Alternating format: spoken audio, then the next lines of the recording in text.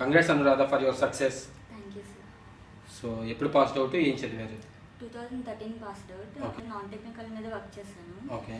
ఆ తర్వాత technical side రావడానికి బెస్ట్ ఇన్స్టిట్యూట్ కోసం చాలా సెర్చ్ చేశాను. ఓకే. ఒక ఫ్రెండ్ చెప్పారు, బిఆర్ఎన్ ఇన్స్టిట్యూట్లో జాయిన్ అవ్వు, కంపల్సరీగా జాబ్ వస్తుంది, ఓకే, ట్రైనింగ్ చాలా బాగుంటుంది అని చెప్పారు. సో ఇక్కడికి వచ్చి కనుక్కున్నాను. ఓకే ఓకే అనిపించింది. ఓకే. సో ఎందుకని ఇన్ని రోజులు నాన్ టెక్నికల్ సైడ్ వచ్చి తర్వాత టెక్నికల్ సైడ్ వచ్చినా కానీ ఇబ్బంది అనిపించిందా? అదేం లేదు సార్, ఎందుకంటే మంజీ సార్ బేసిక్స్ నుంచి చాలా క్లియర్గా ఎక్స్ప్లెయిన్ చేసుకుంటూ వెళ్ళారు. పెద్ద ప్రాబ్లమ్ అనిపించలేదు, చాలా క్లియర్గా అనిపించింది. ఓకే. సో చాలామంది ఇబ్బంది పడుతున్నారు, అదే స్టూడెంట్స్ బీఆర్ఎంకి వచ్చి సక్సెస్ తెచ్చుకుంటున్నారు, దాని రీజన్స్ ఏంటి? Because of practical training. Okay. Normal training ఇన్స్టిట్యూట్స్కి మన బీఆర్ఎం ఇన్స్టిట్యూట్స్కి మెయిన్ డిఫరెన్స్ ఏంటి? అక్కడ ఏ ఇన్స్టిట్యూట్లో అయినా కానీ 2 hours క్లాసెస్ చెప్పి వెళ్ళిపోండి అని చెప్తారు.